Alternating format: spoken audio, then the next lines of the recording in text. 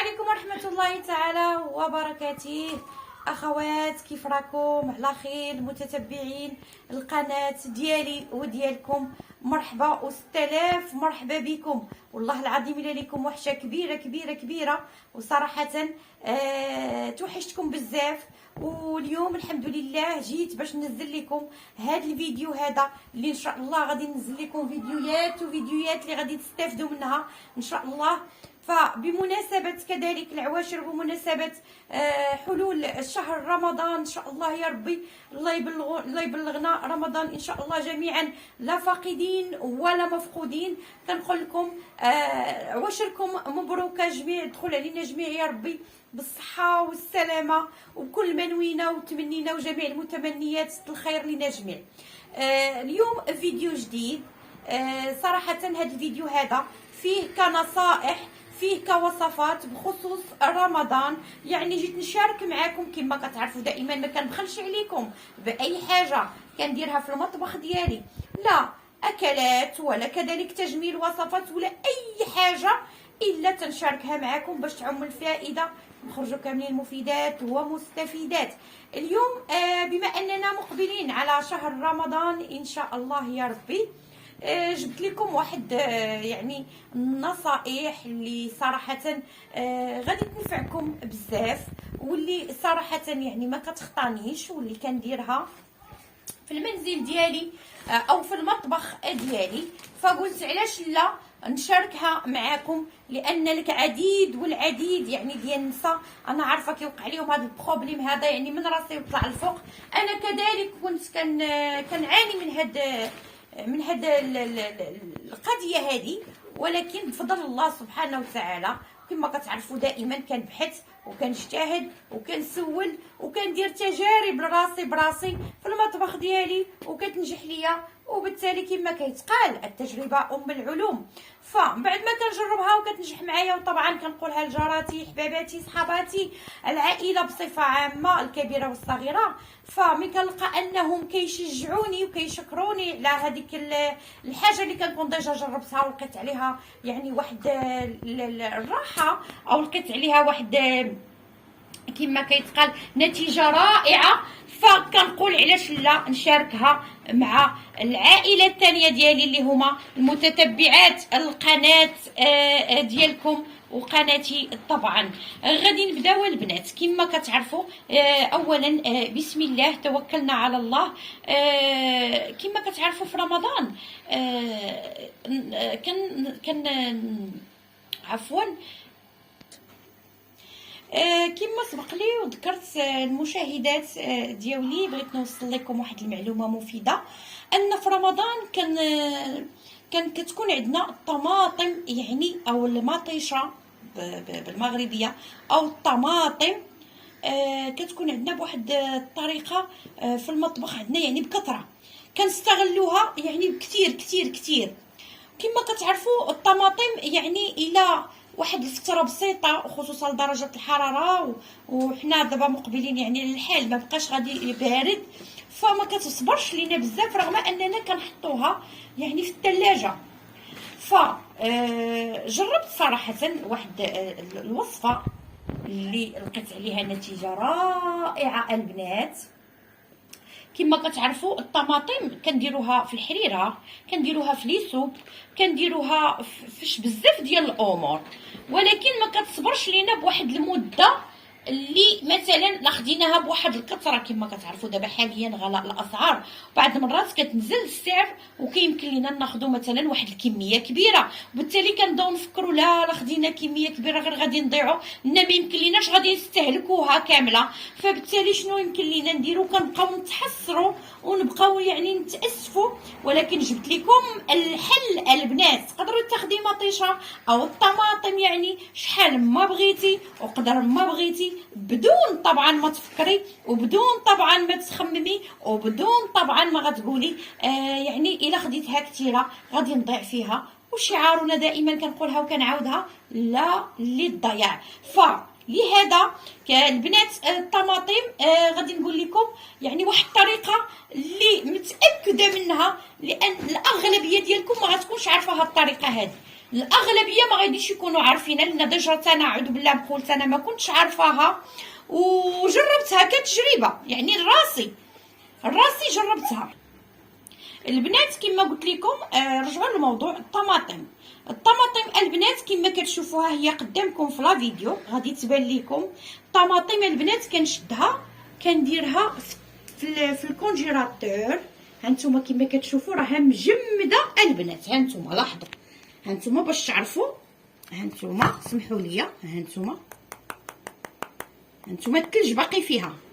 كندير الطماطم يعني في المجمد، هانتوما كما كتشوفوا، وما كتخسرش البنات. يعني قد ما خديتي طبعا كتنظفيها اولا كديريها في بلاستيكه اولا في شي علبه بلاستيكيه وكتحطيها في المجمد. هانتوما راه كتشوفوا راه باقي باين لكم، راه كتشوفوا الثلج يعني باقي في الطماطم.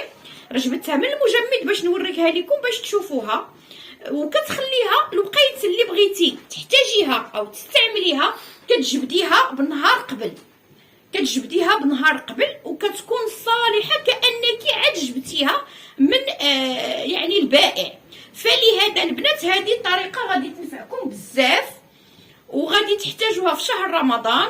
وكذلك الا كنتي خارجه ولقيتي الطماطم يعني بواحد الثمن اللي مثلا واحد النهار مشيتي للسوق اولا مشيتي تقداي او مشيتي تسوقي او مشيتي يعني تاخدي اللوازم ديالك ديال المنزل وصادفتي الطماطم يعني الثمن ديالها يعني ناقص على اللي كان، اولا بغيتي تاخديها بواحد الوفره في المطبخ ديالك تكون عندك موجوده، غادي تاخديها وانتي مرتاحه. لان كما سبق لي وذكرت هانتوما كتشوفوا قدام عينيكم انا واخده الطماطم يعني ودايرها في المجمد. الوقت اللي كنحتاجها كنجبدها بنهار قبل وكتبقى يعني عندي صالحه للاستعمال شحال ما بقات في المجمد. هذه النصيحه للطماطم. غادي ندوزو لحاجه اخرى البنات. كما قلت لكم هذا لا فيديو اليوم غادي يكون فيه غير نصائح بمناسبه شهر رمضان الحويجات اللي تنحتاجوها في المطبخ ديالنا.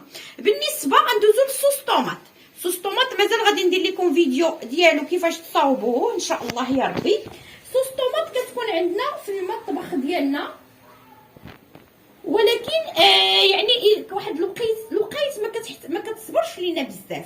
هاد النقط يعني كيعاني منها العديد من النساء، فبالتالي كاين كذلك نصائح على صوص طوماط باش تبقى لك في مده طويله شحال ما بغيتي. الله يجعلك ما تخليها حتى مثلا شهر ديال الايام او يعني على حسب الكميه اللي غادي تكون عندك.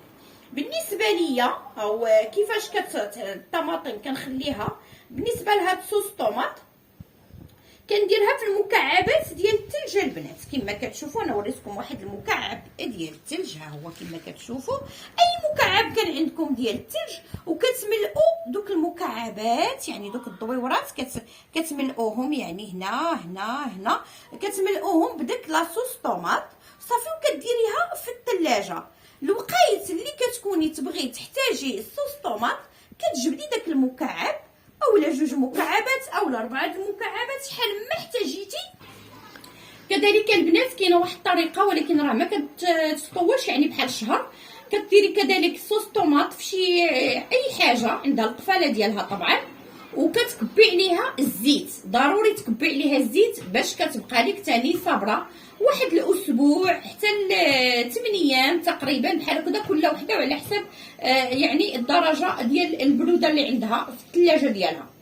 هذه يعني طريقه الا بغيتيها يعني غتستعمليها خلال الاسبوع. الطريقه اللي ذكرت قبل كتكوني تخليها يعني بالشهر اللي كديريها في المجمد يعني عن طريق المكعبات عندك يعني بالقياس اللي كتكوني باغا كديري فيها لاصوص. كندوزو كذلك القزبر والمعدنوس اللي تنقولوا بالمغربيه. ها هو بالنسبه باش تشوفوه وتعرفوه. بالنسبه للقزبر والمعدنوس كذلك كنحتاجوه في رمضان، كنحتاجوه يعني في الوجبات. كذلك كنشدوه كنقطعوه البنات حيت انا باقي عندي يعني ما غاديش نعاود نصاوبو باش ما يخسرش ليا تنسالي من اللي عندي. كتشدو هاد القزبر والمعدنوس كتقطعيه مزيان. خلاص كل وحده راها ما شاء الله غادي تكون تتعرف كيفاش تقطع القزبر والمعدنوس، كتقطعيه يعني رقيق مزيان مزيان مزيان مزيان. وبالتالي حتى هو كديريه في المكعبات ديال الثلج بحال لاصوص طوماط، كديريه في المكعبات ديال الثلج وكتحطيه في الثلاجه. وكذلك في اي وقيته بغيتي تستعمليه كتجبدي المكعب، شحال خاصك من مكعب، وكديريه في الوجبه اللي كتكوني يعني بغيتيها. وكذلك كان هكذا كنكونوا يعني ما غاديش لان كتعرفوا القزبر والمعدنوس الا بقى بواحد المده كيصفر اولا يعني ما كيبقاش صالح، فالا تاكسد وتغير اللون ديالو. طبعا حنا دائما كنبغيو الحاجه اللي تكون يعني صالحه للجسم ديالنا وما تكون يعني بالدرجه الاولى الصحيه لنا اولا. فللمحافظه على القزبر والمعدنوس كما سبق لي وذكرت هاد الطرق اللي غادي نحتاجوها في رمضان ان شاء الله يا رب العالمين. كنديروها في لا القزبر ومعدنوس كنقطعوه اعاده افاده رقيق بزاف، وكنديروه في المكعبات وكنحتفظوا به في الثلاجه. وحتى ملي كنجبدوا المكعب البنات راه حنا غير تنحيدوا المكعب واحد ولا جوج ولا ثلاثه شحال خصنا، وكنرجعوا المكعبات الاخرين في الثلاجه يعني كاملين. وهكا كنظن انني ان شاء الله يا ربي عطيتكم واحد الفكره او واحد المعلومات اللي غادي تنفعوا بها في شهر رمضان، وكذلك تكون عندكم يعني مداومه في المطبخ ديالكم، وغادي تلقاو عليها واحد النتيجه رائعه اللي غادي تشكروني كذلك عليها في ان شاء الله من غادي تجربوها. ودائما كما كنوعدكم مازال المزيد والمزيد من الافكار والمزيد يعني من الفيديوهات ان شاء الله يا رب العالمين اللي غادي ننزل لكم.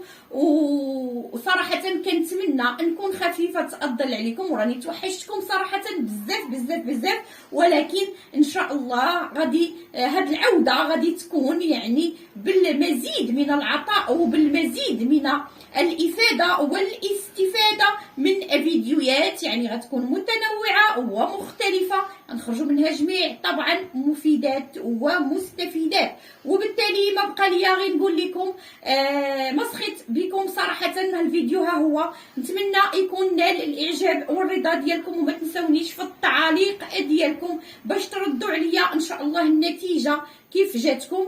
وصراحه ما بقى لي غير نقول لكم السلام عليكم ورحمه الله تعالى وبركاته، والى فيديو قادم بحول الله تعالى.